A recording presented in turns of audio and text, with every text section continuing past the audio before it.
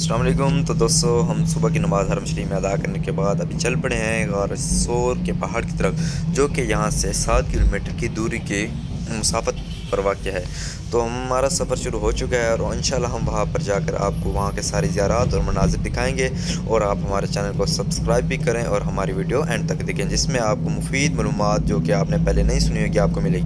تو فائنلی میں پہنچ چکا ہوں جبل سور کے پہاڑ کی طرف۔ میرا سفر سٹارٹ ہو چکا ہے۔ تو ابھی مجھے گاڑی والے نے تھوڑا سا پیچھے اتارا، میں یہاں سے 2-4 قدم چل کر پہنچ گیا ہوں، تو کافی گاڑی والے پیچھے اتارا۔ تو فائنلی ہمارا یہاں سے سفر سٹارٹ ہوتا ہے۔ یہاں پر سٹیپس بنے ہوئے ہیں، یہ حکومت کی طرف سے شاید بنائے گئے ہیں، یا یہاں پر کافی لوگ بیٹھے ہوتے ہیں یا وہ بناتے ہیں۔ یہاں پر حکومت کی طرف سے بورڈ منعقد کیے گئے ہیں جن پر لکھا ہوا ہے کہ آپ اس پہاڑ پر نہ چڑھیں، یہیں سے ہی دعائیں وغیرہ مانگ کر واپس چلے جائیں۔ کافی زائرین یہیں سے ہی دعائیں وغیرہ مانگ کر یا تہجد یا نفل وغیرہ ادا کر کے یہیں سے ہی واپس چلے جاتے ہیں۔ یہاں پر یہ بیٹھنے کی جگہ بنی ہوئی ہے، جہاں پر کافی لوگ بیٹھ کر یہاں پر دعائیں وغیرہ مانگ کر چلے جاتے ہیں۔ یہاں سے ہمارا سفر سٹارٹ ہوتا ہے، ہم نے پہاڑ پر چڑھنا ہے اور غار سور کا دیدار بھی کرنا ہے۔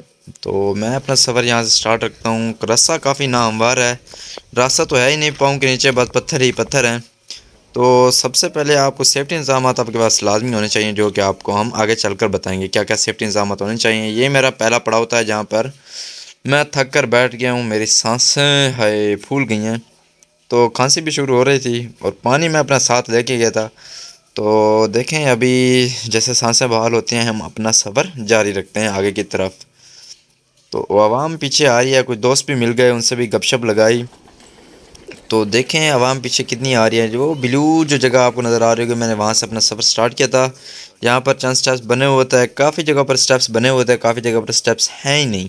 تو یہ دوست بھی مل گئے، پنجاب سے تھے۔ بلڈنگ آہستہ آہستہ چھوٹی ہو رہی ہیں، اور جس طرح ہم اوپر چڑھائی پر چڑھ کر دیکھیں گے تو ایسا لگے گا چونٹیوں کی طرح لوگ ہمیں نظر آئیں گے۔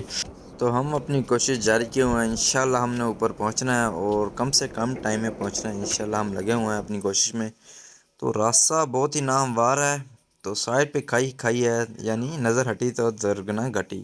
یہ بابا جی اپنی بیوی کو بلا رہے تھے کہ جلدی اوپر آؤ، ان کا اپنی بیوی کے بغیر دل نہیں لگ رہا تھا۔ تو ماشاءاللہ بابا جی بہت اچھے اخلاق کے مالک تھے، ملے تھے، گپ شپ لگا، انہوں نے کافی وقوع بھی ہمیں سنائے۔ تو یہ بابا جی پہلے بھی یہاں آ چکے تھے۔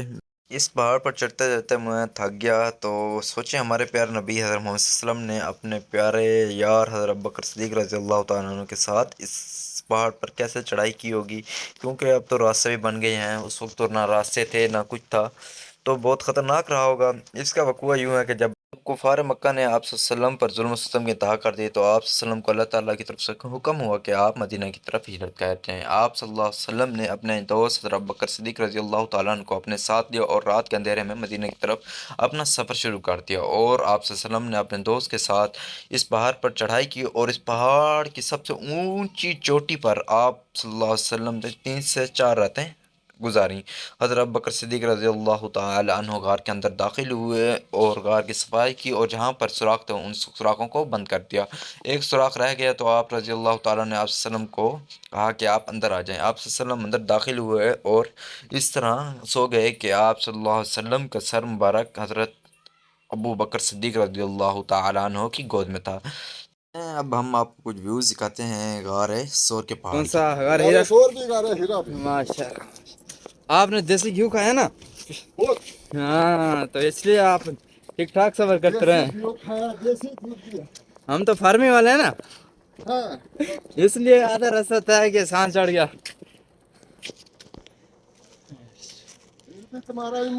دیکھیں اللہ تعالیٰ کی قدرت کشمہ، دیکھیں کتنے بڑے بڑے پہاڑ ہیں، ان پتھروں کو توڑ کر پھر کیا کیا بنایا جاتا ہے ان پتھروں سے۔ سعودی عرب میں سارے مکانات جو ہے نا ان بلاک سے ہی بنتے ہیں، ان پتھروں کے بلاک سے۔ تو یہ راستہ کافی ڈیفیکلٹ رہا ہمارے لیے، تو ہم اپنا واقعہ دوبارہ شروع کرتے ہیں۔ تو حضرت ابوبکر صدیق رضی اللہ تعالیٰ نے جس سوراخ میں اپنی ایڑی رکھی تھی، اس سوراخ میں سے کوئی زہریلی چیز نے حضرت ابوبکر صدیق رضی اللہ تعالیٰ عنہ کی ایڑی کو ڈس لیا، تو درد کی شدت اتنی اختیار کر کے کہ حضرت ابوبکر صدیق رضی اللہ تعالیٰ عنہ کی آنکھوں سے آنسو نکل پڑے۔ آنسو آپ صلی اللہ علیہ وسلم کے چہرے مبارک پر گرے، تو آپ صلی اللہ علیہ وسلم کی آنکھ کھل گئی۔ آپ صلی اللہ علیہ وسلم نے پوچھا ابوبکر تمہیں کیا ہوا؟ تو آپ رضی اللہ تعالیٰ عنہ نے فرمایا کہ آقا مجھے کسی زہریلی چیز نے ڈس لیا ہے۔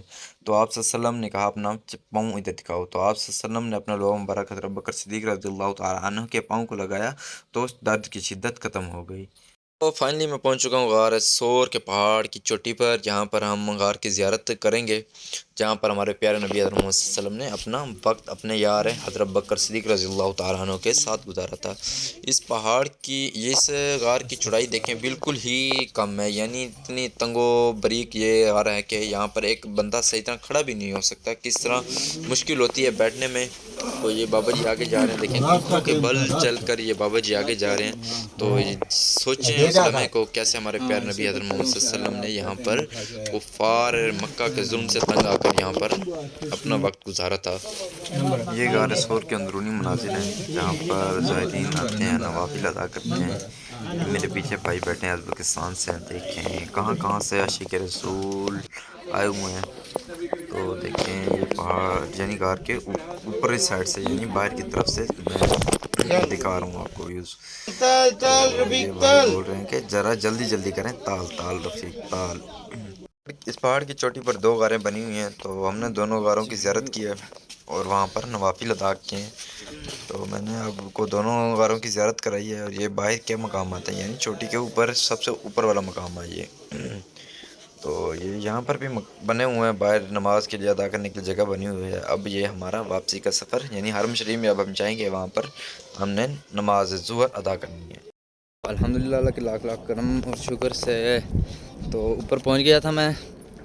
تو اوپر پہنچنے کے بعد 3 جگہ ہیں وہاں پہ، میں تو حجاج کرام ابھی آ رہے ہیں اوپر، تو ہم ابھی نیچے جا رہے ہیں۔ تو انشاءاللہ جو مشکل راستہ ختم ہو گیا، سکون سے نیچے جاتے۔ تو یہ ہمارے واپسی کے مناظر ہیں، حجاج کرام اوپر آ رہے ہیں۔ تو یہ پہاڑ خوبصورت بھی ہیں مگر تھوڑے سے خوفناک بھی، کیونکہ سائڈ پہ کوئی سیفٹی انتظامات نہیں ہیں، تو ڈر بھی لگتا ہے کہ کہیں ہم نیچے ہی نہ گر جائیں، کیونکہ سائڈ پہ بہت گہری کھائی ہیں، تو اگر بندہ گر جائے تو پھر کچھ ملنا ہی نہیں ہے بندے کو۔ اور زور سے اترتے ہوئے نیچے، تو یہ دیکھیں عوام اوپر آ رہی ہے، کتنے چھوٹے چھوٹے نظر آ رہے ہیں۔ تو ہم نے جہاں جانا ہے وہ جگہ ہے یہ، تو ماشاءاللہ غار سور سے ہوتے ہوئے نیچے جا رہے ہیں۔ تو اللہ تعالیٰ آپ سب کو لے آئے۔ تو یہاں پر آنے کے لیے سیفٹی انتظامات آپ کے پاس پہلے ہی ہونے چاہیے، خاص کر آپ کے پاس پانی لازمی ہونا چاہیے، 2 سے 4 لیٹر آپ کے پاس کم سے کم ایک بندے کے پاس پانی ہو، کیونکہ پانی میں یہاں پیاس بہت لگتی ہے، بندہ بہت تھک جاتا ہے چاہے جتنا بھی جوان ہو۔ تو اور شوز لازمی لے کے آنے ہیں، یہ جو چپل وغیرہ ہوتی ہے یہ اس سے آپ تھک جاتے ہیں، ٹھیک ہے، شوز آپ کے پاس لازمی ہونے چاہیے۔ تو ابھی ہم نیچے جا رہے ہیں، تو نیچے جاتے ہوئے تو کوئی مشکل نہیں ہو رہی، اوپر آتے ہوئے تو بہت زیادہ مشکل ہوئی تھی، مگر ہمارے پیارے پیغمبر حضرت محمد صلی اللہ علیہ وسلم نے یہ سفر رات کے اندھیرے میں کیا تھا۔ بلیک پہاڑ ہیں یہ، ٹھیک ہے، تو رات کے دن کو دیکھ کے بھی ان سے تھوڑا بہت خوف آتا ہے، مگر اب تو جب ہمارے پیارے نبی حضرت محمد صلی اللہ علیہ وسلم کے قدم مبارک لگے ہیں تو اب ان سے محبت ہوگی ہمیں، تو ان کو دیکھ کے واقعی خوف آتا ہے، رات کے وقت تو اور بھی خوف آتا ہوگا۔ تو ابھی یہاں پہ نا نزدیک آبادیاں ہو گئی ہیں، تو ایک بابا جی ملے ہیں، وہ کہہ رہے ہیں میں 1978 یا 1979 میں آیا تھا، تو یہاں پہ کوئی آبادی تھی ہی نہیں، تو یہاں پہ صرف پہاڑ ہی پہاڑ تھے ساتھ، تو وہ دور اور تھا۔ آج کل کے دور میں دیکھیں اوپر آنے کے لیے راستے بن گئے ہیں، روڈ بن گئے ہیں، یہ دیکھیں ابھی روڈ بن گئے ہیں سائڈ سے نا۔ تو میں ابھی تھک چکا ہوں، تو میں ابھی جا نیچے رہا ہوں، تھکاوٹ نہیں ہے مگر میری ٹانگیں ببلنگ کر رہی ہیں، تو اللہ تعالیٰ نے ہمت دی ہے، اوپر گیا ہوں۔ تو میں پہلے آیا تھا یہاں پہ، ساری زیارتیں کر گیا تھا، تو والد صاحب تھے، تو والد صاحب میرے کیونکہ لیور پیشنٹ، تو وہ نہیں چل سکتے اوپر کے، وہ تو چل بھی نہیں سکتے بالکل تھوڑا سا بھی، تو میں نے کہا چلو آج میں اکیلا ہی جاتا ہوں۔ تو پہلے زیارتیں وغیرہ والد صاحب کو بھی کرا گیا ہوں، خود بھی ساری کر گیا ہوں، تو آج میں نے کہا چلو اوپر جاتا ہوں غار سور۔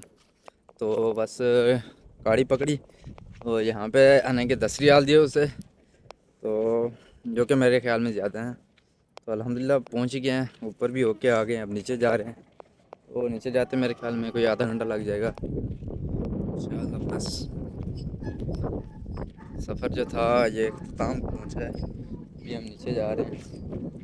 ماشاءاللہ اوپر جا کے جب نیچے دیکھتے ہیں تو کچھ ایسے لگتا ہے جیسے سب چیوٹیاں، بلڈنگ بالکل چھوٹے کنکروں کی طرح نظر آتی ہیں، 36 میٹر ہائٹ ہے اس کی۔